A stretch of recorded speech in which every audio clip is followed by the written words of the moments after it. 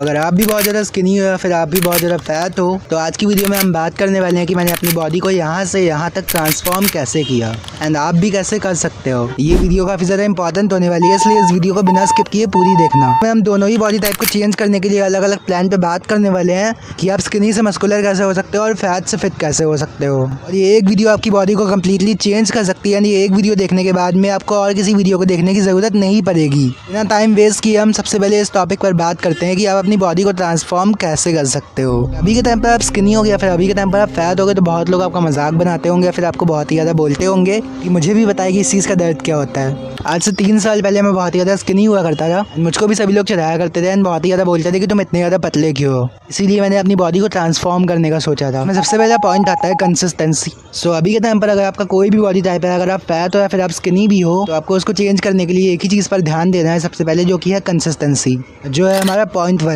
2021 में जब मैंने पहली बार वर्कआउट करना स्टार्ट किया था, उस टाइम पर ये सोचकर मैंने वर्कआउट करना स्टार्ट तो कर दिया था कि काफ़ी लोग मुझको बोलते हैं मुझको अपनी बॉडी को ट्रांसफॉर्म भी करना है, मुझको जिम में इंटरेस्ट भी था। लेकिन जब मैं वर्कआउट करता था तो मैं वर्कआउट को रेगुलरली नहीं करता था एंड यही गलतियाँ आप में से भी कई लोग करते हो। आप वर्कआउट को रेगुलरली नहीं करते हो, प्रॉब्लम आपकी डाइट में नहीं होती, आपकी किसी भी चीज़ में नहीं होती, प्रॉब्लम आपके माइंडसेट में होती है। इसका इल्ज़ाम आप फालतू की चीज़ों पर डालते हो कि मैं तो मैस्टरबेशन कर लेता हूँ, मुझको नाइट फॉल हो जाता है, इसीलिए मेरी बॉडी नहीं बन पाती है। बट एक्चुअल में रीज़न यही होता है कि आप कंसिस्टेंटली नहीं रहते हो जिम के साथ में। अगर आप कुछ दिन वर्कआउट करके बीच बीच में छोड़ दोगे तो जिस दिन आपने वर्कआउट किया होगा उसका भी रिजल्ट आपको नहीं मिलने वाला है। इसलिए आपको वर्कआउट रेगुलरली करना है और वर्कआउट के साथ में आपको कंसिस्टेंट रहना है। 2021 से 2023 तक इन प्रॉब्लम्स के साथ में बहुत ज़्यादा सफ़र करने के बाद में मैंने फाइनली 2023 में डिसाइड किया कि अब तो मैं अपनी फिजिक को चेंज करके ही रहूँगा। एंड आपको भी ऐसे डिसाइड करना पड़ेगा और अपना बनाना पड़ेगा एक गोल कार्ड और एक प्लान बनाना पड़ेगा। मुझे बिना रुके कंसिस्टेंसी के साथ में काम करना होगा, इसीलिए जब भी मैं कंसिस्टेंसी के साथ में काम करूँगा तभी मैं अपने गोल को अचीव कर पाऊंगा। चीज़ भी मैटर करती है कि आपके अंदर उस चीज़ को करने की कितनी एक्साइटमेंट है, आपको उस चीज़ में बोर तो नहीं फील हो रहा है। अगर बोर भी फील हो रहा है तो आप उसको छोड़ तो नहीं रहे हो कि इसमें तो बहुत ज़्यादा प्रॉब्लम हो रही है, इसमें तो बहुत ज़्यादा लग रहा है तो अब तो कर नहीं पा रहा हूँ। क्योंकि शुरुआत में मुझको भी ऐसे फील हो रहा था कि ये तो बहुत ज़्यादा हार्ड होता है,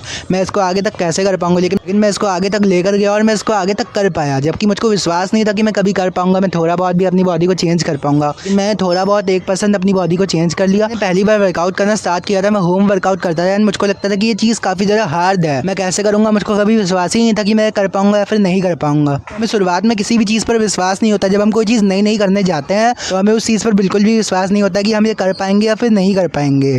चीज़ हर एक चीज़ के साथ में दिखने वाली है, कोई भी गोल हो कोई भी चीज़ हो, तो शुरुआत में लगेगा कि ये बहुत ज़्यादा हार्ड है, करना तो इम्पॉसिबल है। बहुत सारे ऐसे डेज जाएंगे जहाँ पर आपको बहुत ज़्यादा लो फील होगा, लेकिन उसमें भी खुशी वाली बात है, क्योंकि वो तभी होता है जब आप कोई चीज़ कर रहे होते हो। नहीं रहा होता उसको ये चीज़ें फील भी नहीं होंगी सच में, क्योंकि मुझे कभी बिलीव ही नहीं होता था कि मैं अपनी बॉडी को ट्रांसफॉर्म कर पाऊंगा। मुझको बिल्कुल भी विश्वास ही नहीं था, फिर भी मैं उस चीज़ को हर रोज़ करता गया। पहले मैं हर रोज़ नहीं कर पाता था, पहले मैं उतना नहीं कर पाता था, लेकिन तो मैं एक बार वर्कआउट करना शुरू किया, फिर मैंने 2 बार वर्कआउट करना शुरू किया। ऐसे 1 बार 2 बार करते करते मैं 6 बार कब तक आ गया मुझको पता भी नहीं लगा। एंड वो मैं इस वजह से आया क्योंकि मुझको जिम जाने की एक्साइटमेंट थी। क्योंकि पहले मैं घर पर वर्कआउट किया करता था तो मैं सोचता था कि अगर मैं जिम जाऊँगा तो जिम में क्या होगा। ये आपकी एक्साइटमेंट भी बहुत ज़्यादा मैटर करती है। दूसरी चीज़ ये भी बहुत ज़्यादा मैटर करती है कि अगर आपको फील भी ना हो रहा वो चीज़ करने का, फिर भी आपको वो चीज़ करनी चाहिए, क्योंकि तभी तो वो चीज़ हो पाएगी। एंड उसके बाद सबसे ज़्यादा इंपॉर्टेंट चीज़ जो होती है वो होती है पेशेंस, क्योंकि किसी भी बड़े काम को करने में हमें बहुत ही ज़्यादा टाइम लगता है। इसलिए अगर आपको बॉडी भी बनानी है फिर कोई भी काम करना है तो आपको बहुत ज़्यादा टाइम लगने वाला है। इसलिए कि कहीं आप ये सोचकर ना छोड़ दो कि मुझको तो कोई रिजल्ट ही नहीं दिखाई दे रहा है, क्योंकि जिम जाने के कई टाइम तक आपको कोई भी रिजल्ट ही नहीं दिखाई देता है। बट आपके लिए इसमें भी एक खुशखबरी है कि अगर आप नया नया जिम जाना शुरू करोगे और पहले आपका कोई भी वर्कआउट का एक्सपीरियंस नहीं है तो आपके मसल्स बहुत ही जल्दी ग्रो होना शुरू होंगे अगर आप रेगुलरली वर्कआउट करोगे। तो मैं ये चाहता हूँ कि अगर आप बॉडी मैं ये चाहता हूँ कि आप ये सोचकर वर्कआउट करने को ना छोड़ो, और उसके साथ में पेशेंस को भी आपको अपने दिमाग में रखना है।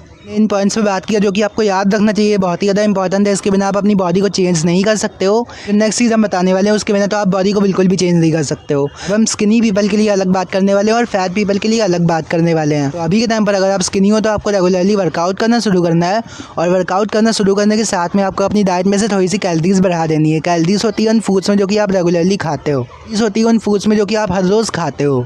हर एक फूड में कैलोरी होती है। आपको अपनी डाइट में प्रोटीन बढ़ाना है एंड ध्यान रखना जो कैलोरीज बढ़ा रहे हो वो प्रोटीन से बढ़ाना होगा आपको। अब आपको उतना कैलोरीज कैलकुलेट करने की भी ज़रूरत नहीं है। मैं आपके लिए हर एक चीज़ को उतना हार्ड नहीं बताना चाहता हूँ, इसलिए हर एक चीज़ को उतना हार्ड नहीं बनाना चाहता हूँ। इसलिए अगर आप अपनी डाइट में थोड़ा सा प्रोटीन वाली चीज़ें बढ़ा दोगे और थोड़ा सा कार्ब्स 1-2 रोटी वगैरह फिर बनाना बढ़ा दोगे, तो आपकी कैलोरीज ऑटोमेटिकली बढ़ जाएंगी।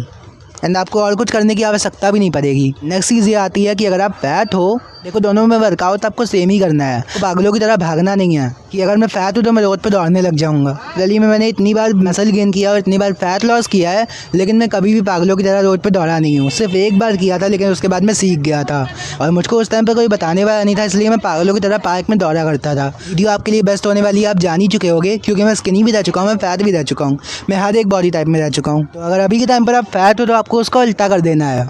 तो अभी के टाइम पर अगर आप फैट हो तो आपको उसका उल्टा कर देना है। जैसे आप स्किनी थे तो हमने बताया था कि आपको कैलोरीज बढ़ानी है, खाना बढ़ाना है, और फैट में आपको कैलोरीज को कम करना है। लेकिन एक चीज़ है जो आपको चेंज करना है, वो है कि आपको कार्ब्स को कम करना है। जैसे आप रोटी ज़्यादा खाते हो या फिर आप चावल ज़्यादा खाते हो, तो उसको आपको कम करना है और अपनी कैलोरीज को कम करना है। एंड उसके साथ में आपको प्रोटीन वाली चीज़ों को इसमें भी बढ़ाना है। ध्यान रखना है कि आपको प्रोटीन वाली चीज़ों को दोनों में ही बढ़ाना है। एक चीज़ का आपको ध्यान रखना है कि स्किनी वाले में आप कार्ब्स भी बढ़ा सकते हो, लेकिन अगर आप फैट हो तो आपको कार्ब्स को भी कम करना पड़ेगा, प्रोटीन को बढ़ाना पड़ेगा। इसके अलावा आपको कुछ भी करने की ज़रूरत नहीं। वर्कआउट प्लान दोनों के लिए सेम ही रहेगा। सेम ही 2 मसल्स 2 बार हिट करने हैं वीक में। अगर आप स्किनी हो नो मैटर, अगर आप फैट हो नो मैटर, आपको दोनों मसल 2 बार ट्रेन करने हैं एंड दैट्स इट। बस यही चीज़ होती है, इसके अलावा कुछ भी नहीं होता है। इसके अलावा अगर आपको कोई भी कुछ बता रहा है कि आपको उल्टा होकर घूम के गांड घिस के एक्सरसाइज करना है या फिर दौड़ना है रोड पे, तो उसके अलावा उसका कोई भी फ़ायदा नहीं होता है।